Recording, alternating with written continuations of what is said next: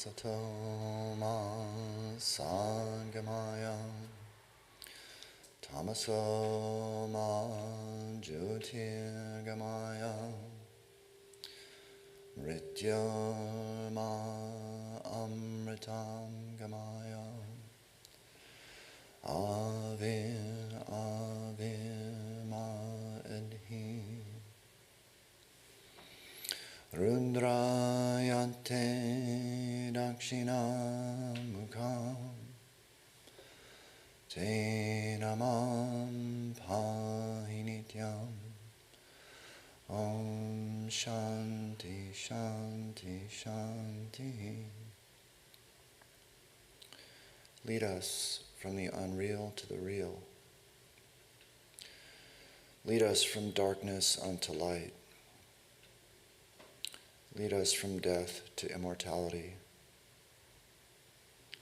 Reach us through and through, O Lord, and protect us evermore with your loving presence. Om, peace, peace, peace.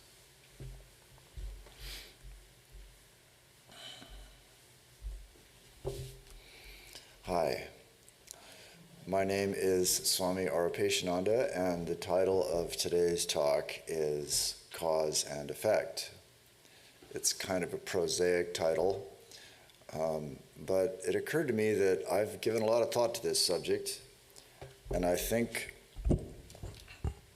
a lot of us have. We are in this world surrounded by all these effects, and naturally we can't help but think, well, how did this happen? What's the cause of this? Thousands of years ago, we find Aristotle has the idea of the prime mover.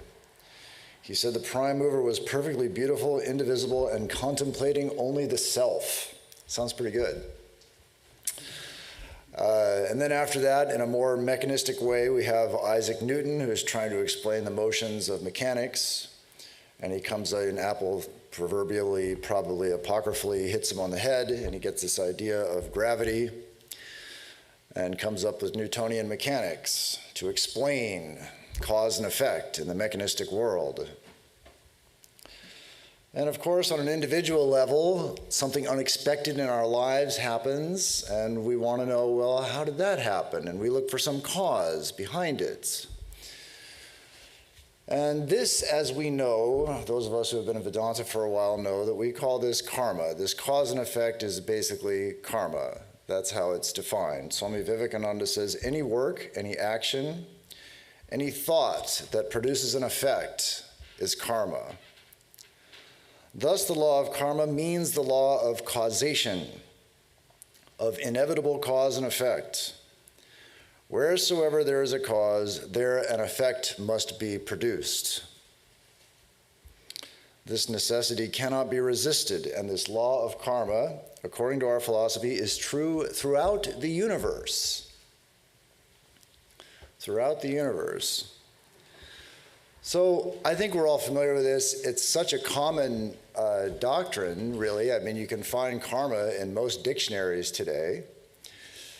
And so the basic idea is that when you do something good, then happiness is the result. And when you do something bad, misery is the result. And so we find that when times are good, when people are treating us well, when things are going well at work and all that's happening, we are spending from our good karma account. And when times are bad, things are not going our way, our car broke down, we've got COVID, whatever else, we are spending from our bad karma account. And so we have this kind of paradoxical situation, which is we all want to be happy, and yet we don't want to spend our good karma. And at the same time, none of us want to be miserable, but we all would like to get rid of our bad karma. And so if you follow this idea, then our happiness should give us a little room for pause. We should be not so happy about our happiness. And our misery is actually not that bad. When we're miserable, we're getting rid of bad karma, and things are going well. So our misery actually is kind of happy. And the idea here, of course, is that happy times create samskaras, mental impressions in our minds that bind us to this world. We start to think, oh, this world's such a nice place. I'm so happy here. Let's just stay here forever. This is not good. Conversely, when things are going south, everything is going against us, well, that's creating some impressions in our mind that, hey, maybe the human condition isn't all that wonderful. Maybe I should actually look for something higher. This whole thing is summarized very succinctly by Jesus in the New Testament. He says, "He who loveth his life shall lose it, and he that hateth his life in this world shall keep it unto life eternal." So there you go. If you hate your life and you're miserable, cheer up. Things are looking good. Good things are coming. If everything is going well for you, you're having a good time, beware. So this is a kind of negative feedback we have with the ups and downs of life. We have good times and we approach them with a little bit of sobriety. We pull back from them a little bit. We try not to get carried away with it. And then in the bad times, same thing. We don't become despondent. We don't lose our poise because we realize that this is, hey, maybe this is actually good for me. This is a kind of negative feedback mechanism. I call it God's op-amp, operational amplifier. This is what electrical engineers use to stabilize signals. And this response that we adopt in our life stabilizes our life. Life gives us all kinds of crazy ups and downs. And what we're trying to do is stabilize our response. That is extolled in the Gita as the path of moderation. This is the path for the man of yoga. And so we hear this and we think, well, I don't think I want to do that. That doesn't sound like fun. What I'd like to do is enjoy the good times, make the most out of them, squeeze all the happiness out of life that I can get. And then when the bad times come, what I'd like to do is make them go away, or run away from them, or fight them. Whatever that is. No bad times. In fact, what I'd like to have is just one string of wonderful experiences without any interruption. That's what I'd really like to have. That's the religion I'd like you to tell me about. Well, I don't know that one. Vedanta says that this is not possible here. This is not how it works.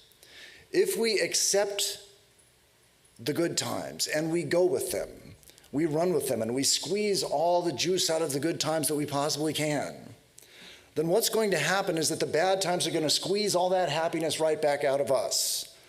If you experience the highs and you go with the highs, you are going to experience the lows and go with the lows. That is what Vedanta tells us again and again. You cannot have this other existence where it's just one successful outcome in life after another that just keeps you thrilled all the time. Not going to happen. And I've heard some objections to this.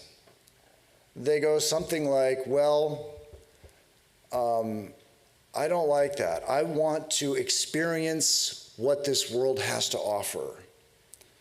I don't want to inure myself to life's experiences with this philosophical doctrine that makes me pull back from the positives and the negatives. I want to experience it all.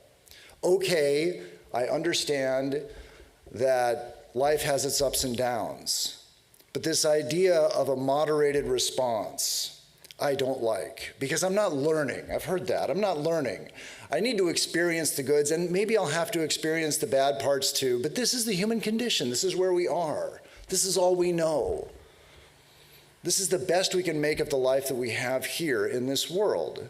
And so I'm not going to insulate myself, turn myself into some sort of Vedanta zombie so that I don't have to experience these things to the full. And so, before I respond to that objection, I would like to read out to you how I would like to respond to that objection. because there's a wonderful response to this objection from Swami Ashokananda. And I would say this if I could, but I can't. Anyway, here's what he says about this. He says, here's the difficulty as far as I'm concerned. I know that there are other states of mind. I know that those states of mind are infinitely superior to the mind of the average person, the so-called normal person. I know that there is a God, that this God vision has required a certain state of mind.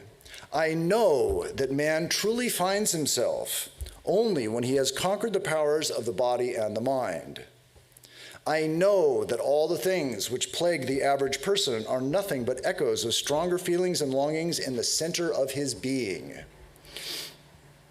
It is only in relation to these depths that are lying undiscovered that our present state can be truly explained and our present life be truly directed. I know those things, and so I cannot accept this position. Now that's great. I wish I could say that. I don't know those things. But I've been doing this long enough to be pretty convinced that he's right. However that goes, if we object to this Vedanta idea of a moderated response to life's ups and downs, if we object to that with our philosophical response about how I'm not really learning enough if I don't experience all the good, I'm not really learning enough if I don't experience all the bad, I need to know the human condition, whether or not we actually make that argument, the fact is, this is how we live. Generally what people do is we try and squeeze all the good and fun that we can out of life and then run from the bad times or fight the bad times. That's generally how people live. Even the animals do this.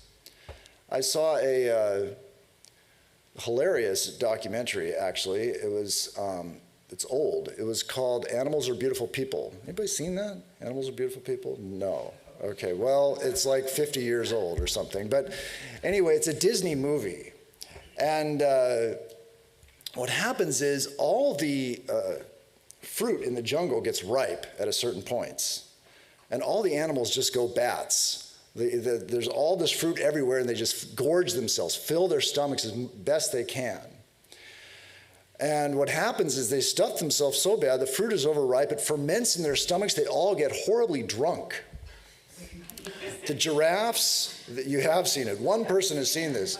The giraffes, the baboons, even the inchworms, everything in the movie is drunk. They're just plastered.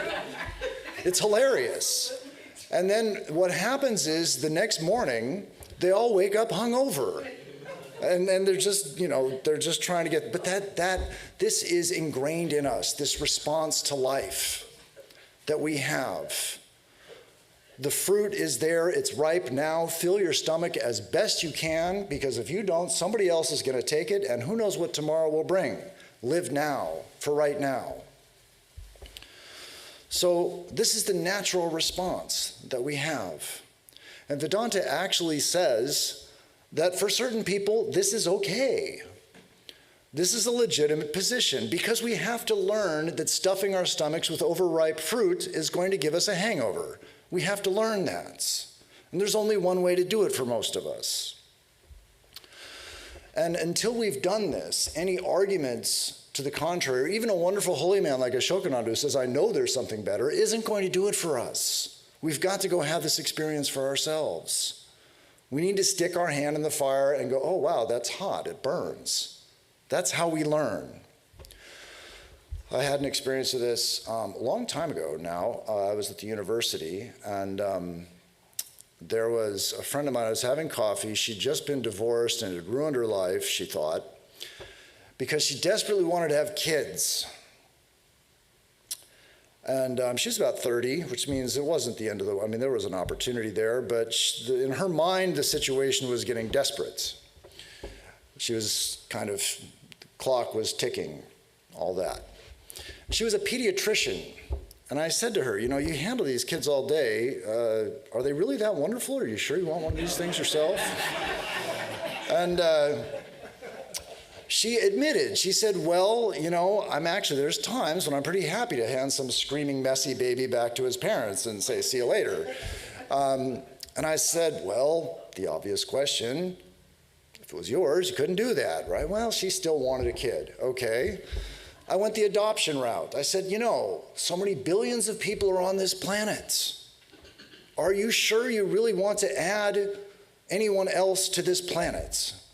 And then I don't think I actually needed a supporting argument for that, but I gave one anyway. I said, on the streets of Calcutta, they're so crowded that people are born and grow up and get married and grow old and have a family and die and all that right on a patch of sidewalk, just because there's so many people there.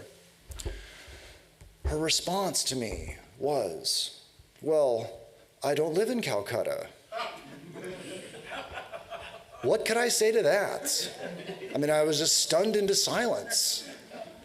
And she was intelligent, well-educated, and all that. It didn't make any difference, because when we have that desire, we've got to go get it done. We've got to go see it through, have that experience for ourselves. And so, for those of us who perhaps have decided that the human condition and the favorable experiences that the human condition has to offer us are perhaps not as fulfilling as everyone else seems to think they are.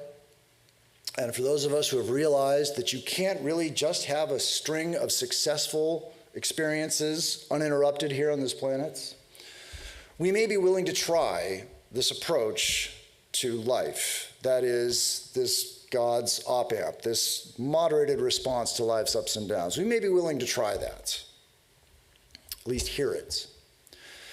And so we do. We give it a try. And what do we find? We find that it is bloody difficult.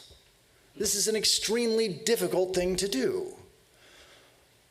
Even for a staunch devotee. I mean, one of the hardest things about this is believing it when things go south in our lives. To believe that actually this is something good when everything is going wrong. To believe that this is actually a sign that God is liberating me from this world when everything in my life has fallen apart. Even for staunch devotees, this can be a real challenge. And ironically, one of the most challenging things about this is other staunch devotees. That may sound odd, but it's true. That thousands of years back, you go look in the book of Job. Job is this perfect guy. His heart is pure, in a continual state of making burnt offerings unto the Lord. And it says right there in the Bible, he's perfect, a perfect man. Job is a perfect man. From the outside, inexplicably, everything goes wrong in his life. Everything is taken from him. He had it all. In addition to devotion and purity, he had a loving wife, a large family, wealth, huge estate, cattle, all this stuff. Inexplicably, it's all gone. Health is gone, wife dies, family dies, cattle dies, he's riddled with disease, all this out of nowhere. And what do the other devotees come to Job and tell him? They come to comfort him, so-called. They're going to comfort Job. So they come to Job to comfort him. And what do they say, effectively? Gee, Job, we thought you were this incredible guy. We thought you were this really righteous guy, but it turns out that you must actually be a terrible person because God is righteous and God has done all these terrible things to you, and therefore you deserve it, and gee, sorry, we were wrong about you. And basically something very similar happened to Vivekananda in our modern times. Another stellar human being. He's got it all. He's brilliant. He's pure. He's self-controlled. He's strong and handsome and all of it. And he's from a prominent family in Calcutta. He's got this wonderful guru. He's on this spiritual path. He's having all these experiences. All this stuff is happening. Perfect guy. Most promising among all. And then what happens? Dad dies. Family is starving. Friends betray him. And what happens? All these evil rumors start. Gee, maybe he's going to these houses of prostitution, and maybe he's hanging around with these terrible people, and maybe he's actually a terrible person. And some of them, actually, devotees, come to Sri Ramakrishna and start to repeat this stuff. Of course, Sri Ramakrishna hears none of it, and that's a whole other story. But the point is that, let's be honest here, those of us who have been around Vedanta long enough, or any spiritual community, doesn't have to be Vedanta, any spiritual community, if we've been there long enough, we've seen the vicissitudes of life knock people up and down. And when we see somebody, a fellow traveler of ours, who takes a dive, we see that happen, what do we think? Do we think, oh, gee, this is such a wonderful spiritual opportunity for you. You're getting your samskaras that are attaching you to this world removed, and this is really a sign of God's mercy and love. Do we think that? Maybe. I doubt it. It's possible. More likely to think, ooh, what did you do? You must have done something. That's generally what we think, or maybe you had it coming. We don't say that, of course, but he had it coming. We think they had it coming. And those of us who have been around long enough to be on both sides of this, we're not stupid. I mean, we see the sideways glances of our associates. They look at us and, what was wrong? I thought you were, just like Job's friends, Vivekananda, these rumors, you feel it. So it is very difficult to maintain the faith in this path. And actually, it's also hard when things go well. Right? When everything's going well, when people are being nice to me, the car hasn't broken down, I'm having some financial success, whatever it is, things are going well. Well, that's not karma, that's because I did it. I deserve it. I earned this. This is mine. So there's actually a whole branch of Christianity called the prosperity gospel. It's been around for a few decades now, that is devoted to legitimizing this kind of thinking, where my wealth and my success and all the good things that are happening to me are a sign of my holiness. And other people's misery and misfortune and poverty is a sign of their unholiness. And therefore, of course, they don't need any of my help because this is God's justice. And it's not hard to figure out why that kind of religion is a popular and easy sell. That's what we want. We want our good times, our happy times. We want our money and our possessions and our friends to be holy. In fact, whatever it is that we like here, we want that to be holy. And whatever it is that we don't like here, we want that to be unholy and go away. We don't want to have to change ourselves, change our preferences. What we want to hear is that what we're doing right now is already holy. That's what we really want to hear. And so we have this idea, approaching life in this particular way, that is unnatural and unappealing and extremely difficult to put into practice. So, of course, the question is, why on earth would you do this? So much of religion falls into this kind of characterization. Some religious teaching is offered to you, hey, try this, and it is unnatural, unappealing, and bloody difficult to do. And you think, why would I want to do this? Well, the idea is that we are not aspiring to be Vedanta zombies, where we pull back from life and not feel anything. We're not aspiring for that. We're aspiring for something higher. We are trying to elevate our minds. That's what we're trying to do. And the first result we get from this practice is a little bit of peace. And you say, well, that doesn't exactly sound like elevation, but peace leads to a quiet mind. And you say, a quiet mind, that sounds boring. I don't want boring, I want excitement. That's why I wanted to maximize my response to all the happy situations in my life. No, a quiet mind is not boring. What is a bored mind? A bored mind is looking for something to do. We're sitting around, we're not satisfied, we want something to do. And what does the mind do? It paints pictures of things we could be doing. You could be at a coffee shop with a friend. You could go for a walk in the park. You could play a video game. We get these pictures in our minds, and they flash before us one after another. We think, that one looked good. And then we go run off to the park or whatever it is that we're going to go do. We run after these pictures that the mind creates for us. That's boredom. And how is boredom incited? Because we know there's something out there. We feel that attraction to this world. There's something out there I could be doing that would be fun. Right now I'm bored, unsatisfied. But I know there's something out there, and you feel that pull, and the mind is trying to search for something to satisfy you. That's not the quiet mind. The quiet mind is something different. Swami Ashokananda explains this. He says, when the senses do not run after their accustomed objects, and when the mind is therefore not at their beck and call, and not compelled to receive impressions of the material world, then that mind becomes comparatively quiet. In that state, one becomes aware of another kind of reality. So that's the key. This is not a quiet mind, this is a contented mind. A contented mind. What does that mean? It means it's not looking out for something to do. It's not searching. It's not in a state of dissatisfaction.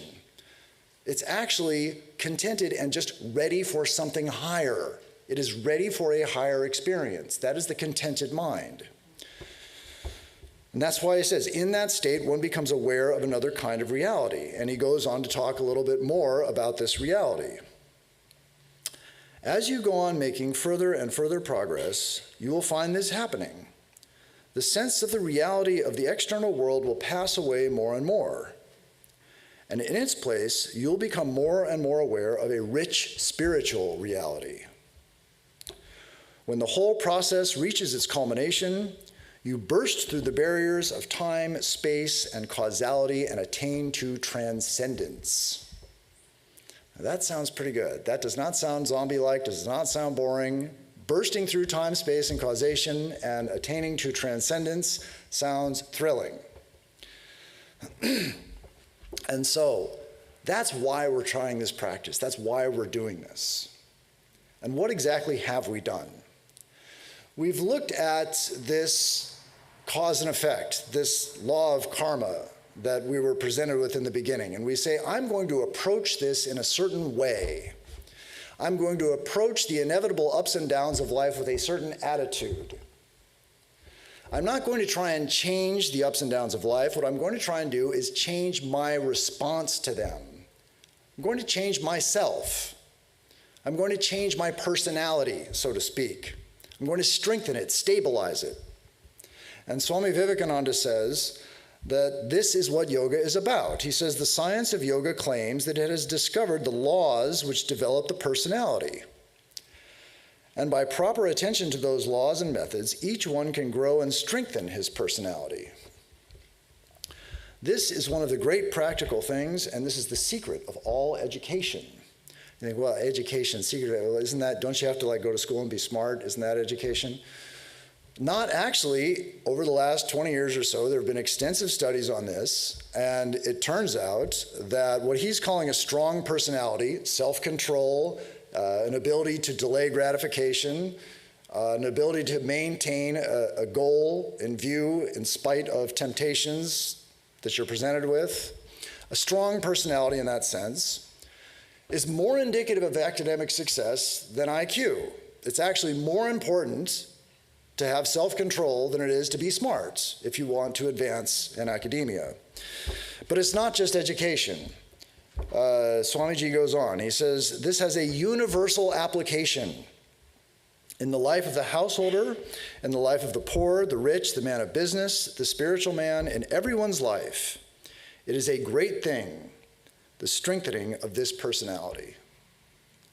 And so, what has this done for us? What is this strengthening of the personality? It's a law, right? We've had this cause and effect law, and we've approached it in a certain way, and we have another kind of cause and effect. We've implemented this cause and effect. And what's it done for us? It's changed our personality, it's changed our minds. This is really a law of the mind. And we think, well, how can there be a law of the mind? Can't I think whatever I want to think? Well, yes and no.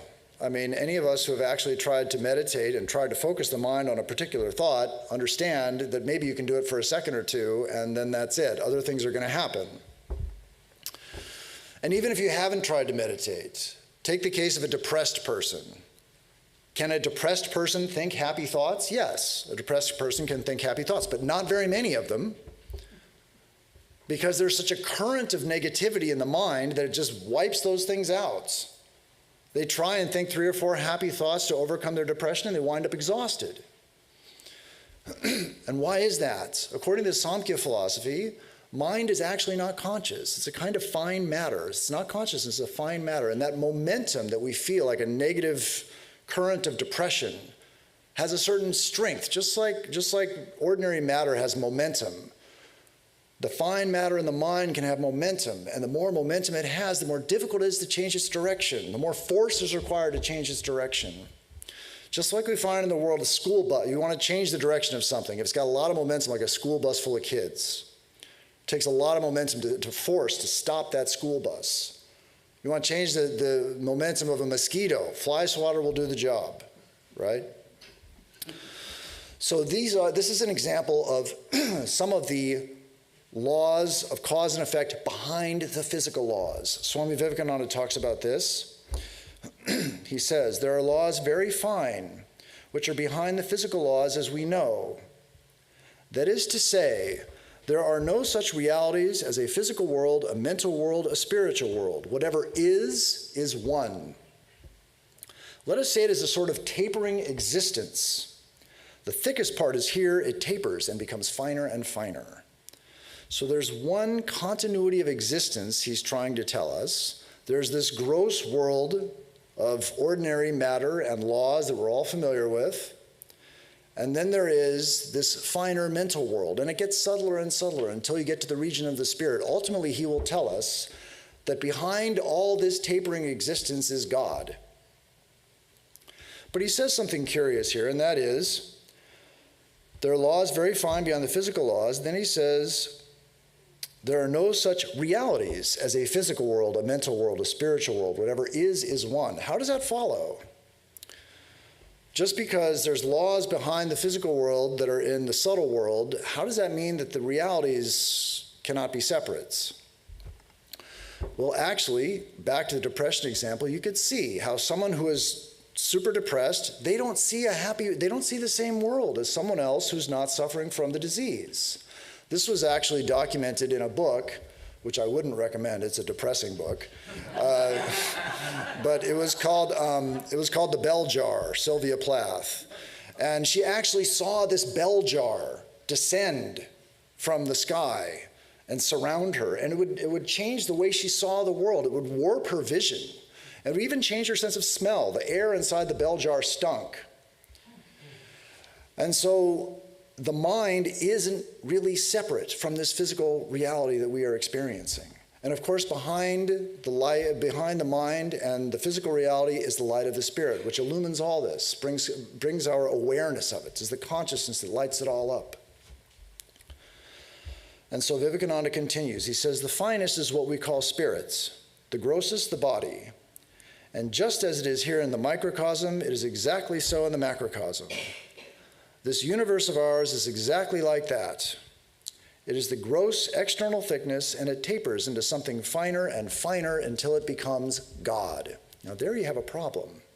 We have this gross world with all this ordinary mechanical laws. Then we have a subtle world with its own subtle mechanical laws behind it. And as you taper and taper and taper, get finer and finer and finer, you get God behind all this. Why is that a problem? Because God is not subject to law. God is not subject to cause and effect. God is free. God can't be bound by law or he's not God. God has got to be free. And yet Swamiji says that whatever is one. And so now you've got part of one that's law and part of one that's not, that's free. So that's not going to work. What does that tell us? If whatever is one and God is free, it's all free. There is no such thing as law. There is no such thing as cause and effect. There's no such thing as karma. It is all free all the time.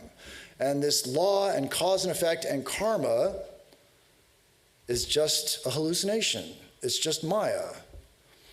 And he says that. Cause and effect are all Maya. And we shall grow to understand that all we see is as disconnected as the child's fairy tale. There is really no such thing as cause and effect.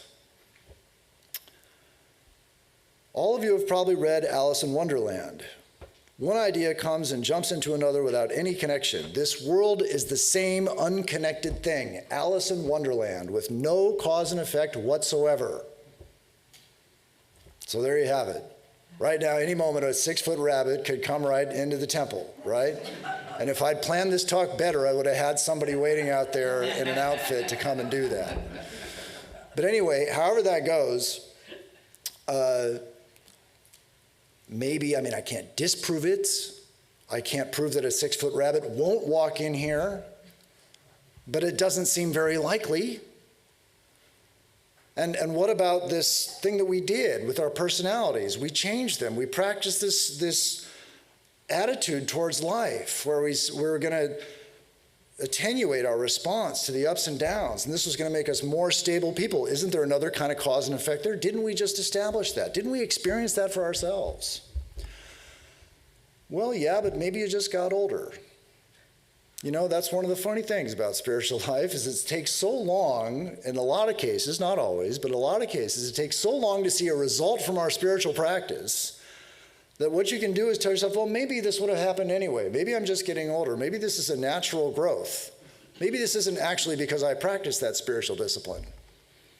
In other words, we have correlation, not causation, in spiritual life, at least in that example.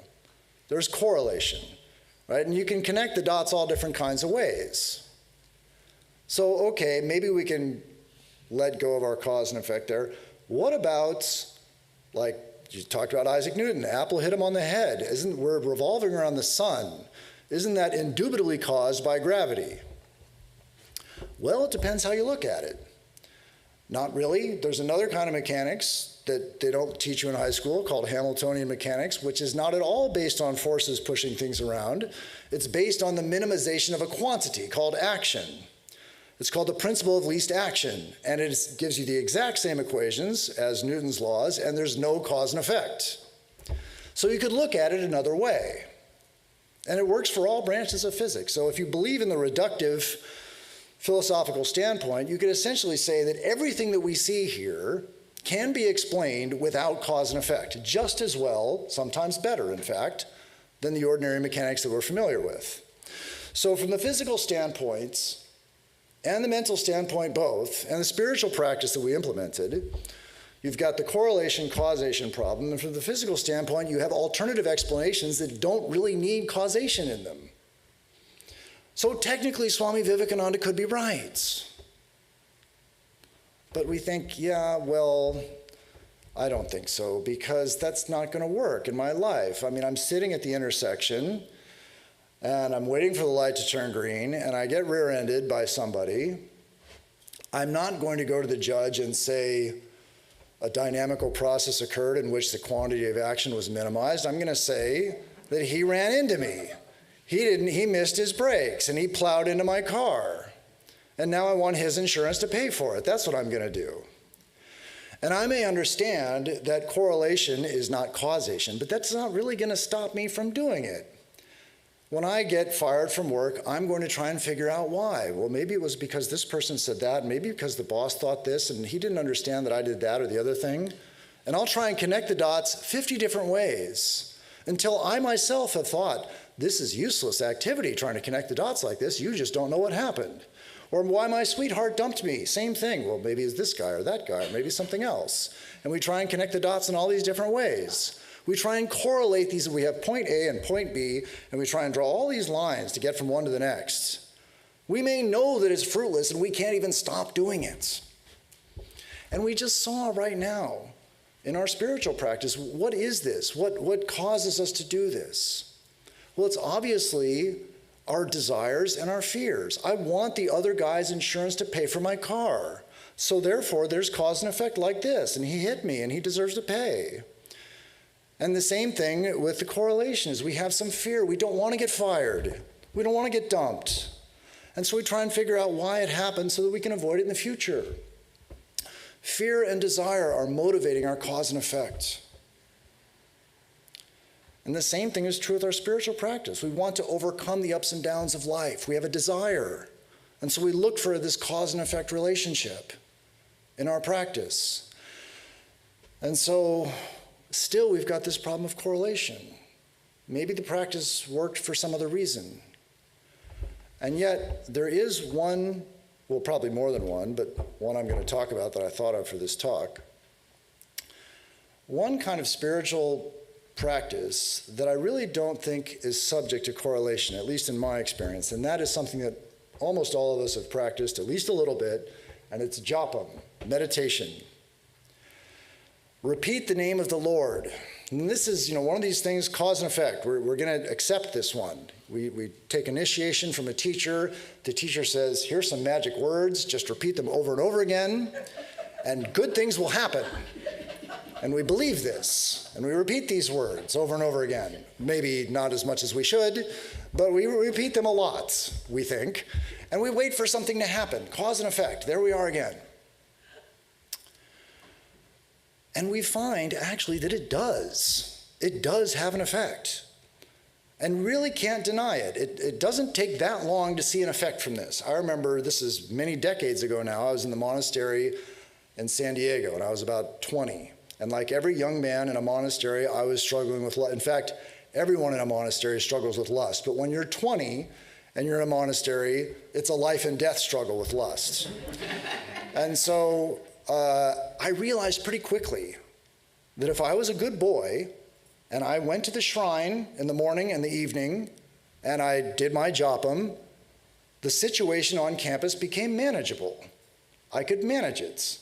It wasn't a perfect solution, but it was manageable. And I realized very quickly, if I stopped going to the shrine, if I started slacking off on the japam, it became much more difficult to control myself at school. Direct cause and effect there. And like a good boy, I went home and read the scriptures and found out what gives. How does this work? And Holy Mother says, somewhere, there she says, do you know the significance of japa and other spiritual practices? By these, the dominance of the sense organs is subdued. Perfect. That's exactly right. That's exactly what happened. It doesn't destroy the impulse. The dominance is subdued. What does that mean? It means it's not going to drag us away from our agenda into some situation that we are going to regret later, which is, and what do I need to say? What fools we mortals be for these sensual pleasures.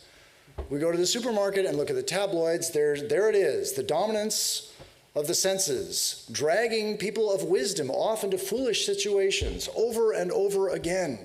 We see this. And it's not like the tabloids have discovered something new. This has been going on for thousands of years. Trojan War started why? Was this the face that launched 1,000 ships, right? Wasn't that it? Paris couldn't keep his hands off Helen, and the whole war breaks out. This has been making us miserable for thousands of years, and here's a simple solution. Chant the name of the Lord, and you will not do stupid things like start wars with the Trojans, right? And so, and not only that, but then you do this, you see that it works, you read the scripture and you think, I've got high support for this practice. This has got to be right. I'm doing this and it's having this effect and this is real. And then what happens? You read the wonderful promises of what's to come with more japam.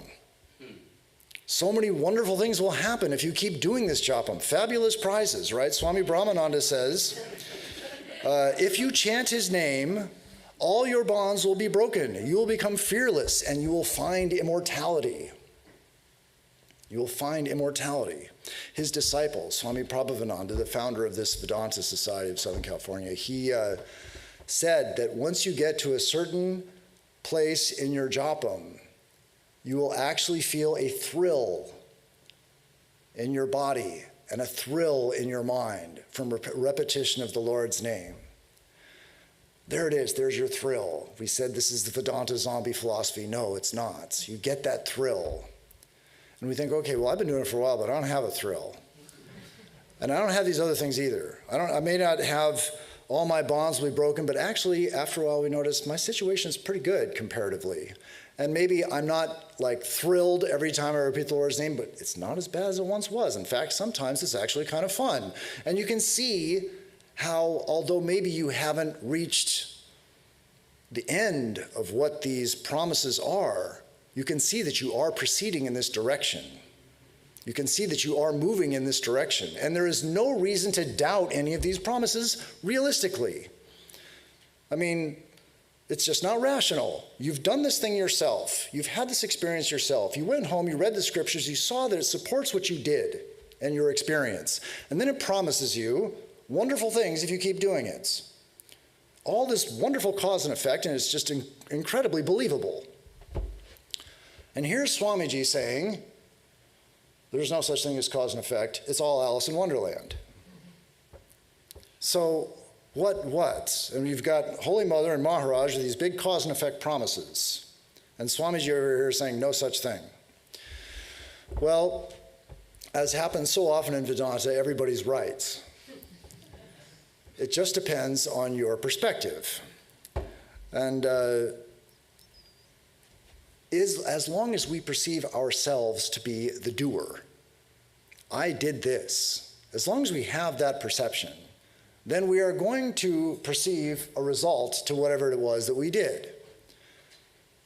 But that fundamental idea of agency, that is what gives us this idea of cause and effect. I did, I look for results. If you think you're the doer, you think that action is done, you think that action bears fruit, just like it says in the Gita. And you say, okay, yeah, but wait a minute, let's go back to the stoplight. Let's say I'm not in the car. Let's say I'm on the intersection and I'm watching the whole thing. I'm not a doer, but clearly this guy ran into that guy. Cause and effect right there. It's no problem. I'm not the doer. What's that got to do with anything? Well, what if instead of just watching one car slam into another, we could see the individuals in both cars, all of them, and we could see their characters, and we could see all the events of their past lives that led up to this one moment of accident, this one crash, from way back. Swami Turiyananda could do this when he was in this country. He talked about it. We see all this karmic history coming to fruition. Would we see missing the break as a cause, or just a necessary intermediate step in a long chain of events that goes back farther than any of us can really see? There are people who can see this. What if, to borrow a line from the movie, you could see everything everywhere all at once? Where would cause and effect be at that point? Can you imagine, would there be any? Or would it just be incongruous? Swami Vivekananda says incongruous. He says, when this dream changes, another dream will seem quite as connected as this. When we dream, the things we see all seem to be connected. During the dream, we never think they are incongruous. It is only when we wake up that we see the lack of connection. When we wake from this dream of the world and compare it with the reality, it will be found all incongruous nonsense, a mass of incongruity passing before us. We do not know whence or whither, but we know it will end. So that sounds pretty interesting. When we wake up from this reality, then of course we realize that sense of agency was an illusion. I'm not the doer. I never did any action. There was never any fruit of anything. But what is that like? What is this waking up from the reality like? He doesn't talk about that. He just says when we wake up from the reality, we'll have this realization. Well, what's it like to wake up? That's an interesting question. And Swami Ashokananda does not disappoint. He talks about what it's like to wake up from this world into reality God. He says, such a person looking at the world finds it hazy, like a drawing drenched in water. It has become smudged and very faint, and he does not recognize much of it anymore. He finds that all the details of the external world have somehow become dulled. They are disappearing, and in their place, he feels the loving presence of God. The heart has found its comfort. So that's key. Okay, it's kind of like waking up from a dream. What does that mean? It means the mind is pulling back from all this external foofara. What is pulling it back? What is drawing it in? The joy in the heart. The joy in the heart is withdrawing the mind from all the busyness of the world. This is not a zombie state. This is not boring. This is the thrill that we're really looking for out there that we'll never find out there. This is the one we really want.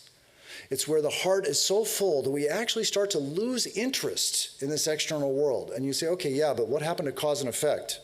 He says, by now, the sense of time has gone. You no longer feel that you are being swept away by time. Today is coming, today is here, today is going, tomorrow is now becoming today. This sense of time leaves you. Time and space are becoming now more and more attenuated, disappearing as it were, and in their place is the eternal, all-pervasive being. So there you go. Your sense of time is gone. You can't say this caused that because there's no before and after. You can't say this guy hit this guy because there's no here and there. So there goes cause and effect. We just woke up from it. And he continues, he says, everything, instead of being found different from God and from one another, is found to be part of God or God himself. That perception comes, and that is the beginning of ecstasy. So this experience that he's talking about, where we wake up, I mean, you think, how could we even do this? You'd think it would be boring to have a life without cause and effect. What would you think about? This is what we spend most of our time calculating about. We calculate about our self-interest, this, that, the other thing. If he says this, I'll say that. All these kinds of things, how we fill our minds. What would we do without them, we might wonder. Well, we're being pulled, first of all, they just lose their interest. We feel a sensation in the heart, a sensation of love and fullness that just makes all that calculation and all that external world lose its appeal. Finally, that sense of love and fulfillment in the heart becomes an ecstasy so strong that we can't even see this world around us. We can't even perceive the ticking of the clock. The ecstasy is so strong. That's the thrill that we're looking for. And you might wonder, somebody who has this experience, what's it like to be around them? You know, what would it be like to eat breakfast with that person? He says, a person who has reached that state becomes the purest of the pure. Yes, such a transformation comes. And wherever such transformed people go, others feel their presence as if it were a day of festival. There is a wonderful auspiciousness and beauty about them. They create an atmosphere of goodness, and you participate in that atmosphere. So there it is. Once you have actually had this experience of joy that pulls us away from this world of seeming cause and effect and utter chaos, and we become absorbed and established in that experience, we are a source of joy and blessing. We're a source of joy to others, and we are a blessing to everywhere we go in this world. We are a source of comfort and upliftment, a day of festival, he says. And so, what have we done here? What we've done is we've taken this cause and effect life that we seem to be plagued by, and we've decided to approach it in a new way, in this kind of sober way, where we pull back a little bit from our highs and we pull back a little bit from our lows. Effectively, what that means is we have used another kind of cause and effect to overcome the first cause and effect. So we use a higher law of cause and effect to overcome the lower cause and effect that is plaguing our lives. Sri Ramakrishna talks about two thorns. He talks about the thorn of ignorance getting stuck in our foot and using the thorn of knowledge to take it out. So we have the thorn of cause and effect stuck in our foots. And we use another thorn of cause and effect, a kind of spiritual cause and effect, this practice of yoga, to take out the first thorn. And then after we do that, we're established, hopefully, by God's grace, in this higher state, where our heart is full and our life is a blessing to everyone we meet and is a blessing everywhere we go. May we all attain that. May good betide all. May happiness come to all. May all see the face of truth and be fortified with the armor of love, goodwill, joy, and understanding. Om. Peace, peace, peace.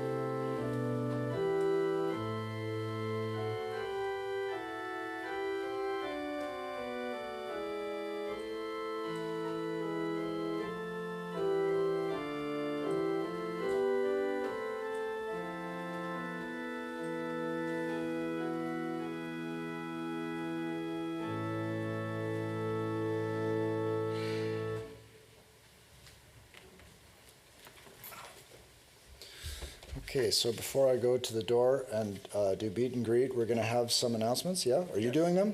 Yes. He's doing them. Okay. Right. So we have a few changes in the bulletin there. The new one is posted up there, but next week we still have Swami Vedanta speaking on Are We Reborn? Also, on Friday we're going to include the Crystal Bowl Sound Bath in that class on this Friday. And I think it's Karma Yoga next Saturday, and we could use an army of people. We used to get 6, 8, 10 people for Karma Yoga. Now we get maybe 2, 3, but we could really use you to help because we're really behind in our gardening. The rain was lovely, but it brought out all the weeds. So please join us for Karma Yoga. The classes also continue. We have regular Tuesday, Wednesdays, and Thursday classes this week. Okay, thank you all for coming. So I'll meet at the door up there, and those of you who are interested, we can chat a little bit more in the green room, just over there by the bookstore. So thank you all for coming.